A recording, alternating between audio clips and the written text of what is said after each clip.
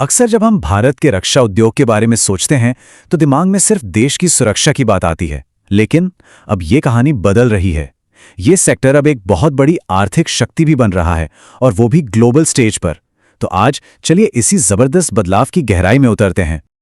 और देखिए, ये कोई मामूली बात नहीं है। हम एक ऐसे सेक्टर की बात कर रहे हैं जो दुनिया में सबसे तेजी से आगे बढ़ रहा है। ये सिर्फ अपनी टेक्नोलॉजी को ही अपग्रेड नहीं कर रहा, बल्कि अब दुनिया के कई देशों को हथियार सप्लाई करने वाला एक बड़ा प्लेयर बनने की तरफ बढ़ रहा है। लेकिन सवाल ये उठता है कि अचानक इतनी तेजी आई कहां से? इस बूम के पीछे असली वजह क्या है? क्या ये सिर्फ सरकार की पॉलिसीज हैं, या फिर कहानी में कुछ और भी है? चलिए इसी सवाल का जवाब ढूंढते हैं। इस पूरी पड़ताल में हम 3 चीजों पर फोकस करेंगे। इसकी पूरी स्ट्रैटेजी क्या है, इसमें कौन कौन से बड़े प्लेयर शामिल हैं, और सबसे जरूरी इसके फाइनेंशियल नंबर्स, मतलब पैसा क्या कहानी बता रहा है। तो चलिए शुरू करते हैं।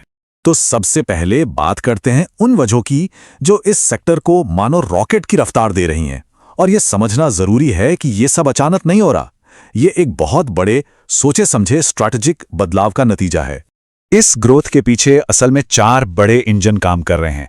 पहला, सरकार लगातार डिफेंस पर अपना खर्च बढ़ा रही है। दूसरा, हमारी सेना को मॉडर्नाइज करने के बड़े बड़े प्रोग्राम चल रहे हैं।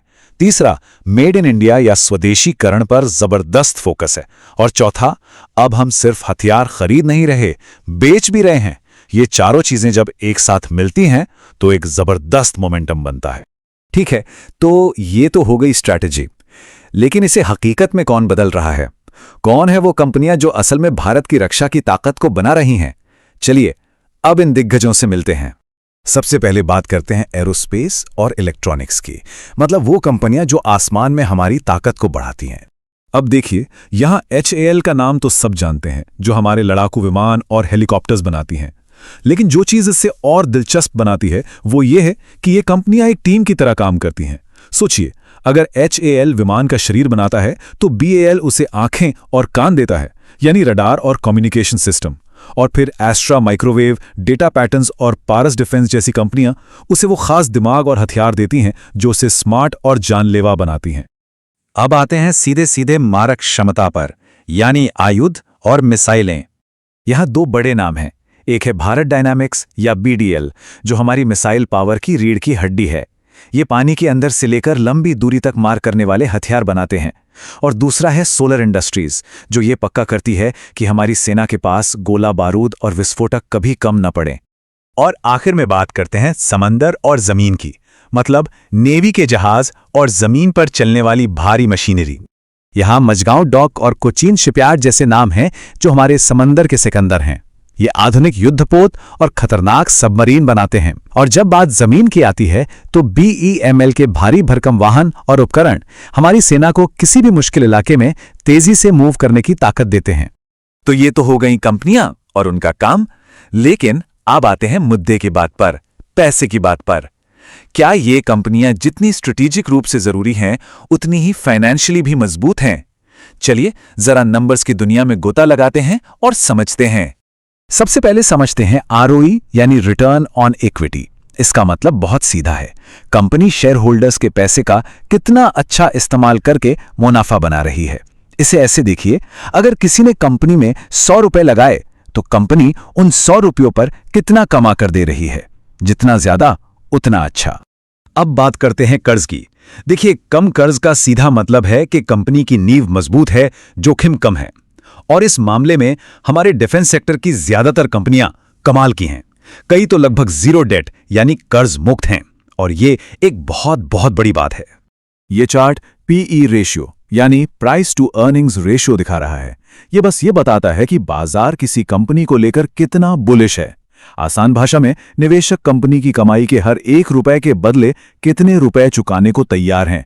यहां देखिए, सोलर इंडस्ट्रीज का PE 90 है।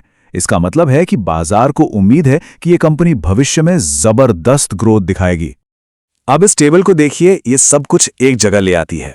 एक तरफ हेल और BEL जैसी कंपनियां हैं, शानदार ROE और लगभग 0 कर्ज के साथ। ये स्थिरता की मिसाल हैं। वहीं दूसरी तरफ BDL और सोलर इंडस्ट्रीज हैं, जिनका PE आसमान छू रहा है। यह दिखाता है कि बाजार इनकी आने वाली ग्रोथ पर कितना बड़ा दाव लगा रहा है। तो ठीक है, हमने कंपनियां देख ली, नंबर्स देख लिए, लेकिन इन आंकड़ों के पीछे की असल कहानी क्या है? वो कौन सी 3 बड़ी बातें हैं जो इस पूरे सेक्टर की कहानी बयां करती हैं? चलिए समझते हैं। पहली और सबसे बड़ी बात, विशाल ऑर्डर बुक। इन कंपनियों के पास सालों तक का काम पहले से ही है, जिसका मतलब है रेवेन्यू की पक्की गारंटी। दूसरी बात, मेड इन इंडिया का जबरदस्त पुश। सरकार की नीतियां सीधे सीधे इन घरेलू कंपनियों को फायदा पहुंचा रही हैं। और तीसरी बात, बढ़ती एक्सपोर्ट पावर।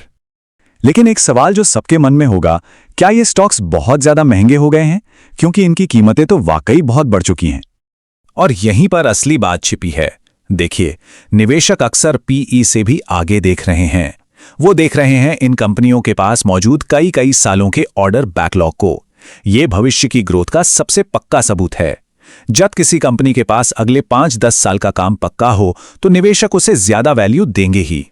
तो इस सब का निचोड़ क्या है? अगर हम एक कदम पीछे हटकर पूरी तस्वीर को देखें तो हमें क्या दिखता है? ये बात इस सेक्टर को एकदम सही तरीके से बयां करती है। ये एक ऐसा सेक्टर है जिसे सिर्फ प्रॉफिट या लॉस से नहीं तोला जा सकता।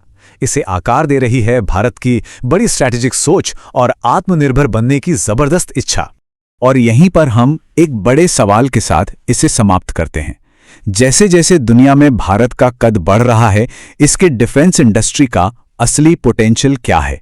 ये सिर्फ इकोनॉमिक ग्रोथ की कहानी नहीं है, बल्कि ये भारत की आने वाली ताकत और दुनिया में उसकी जगह से जुड़ा हुआ सवाल है। सोचने वाली बात है ना?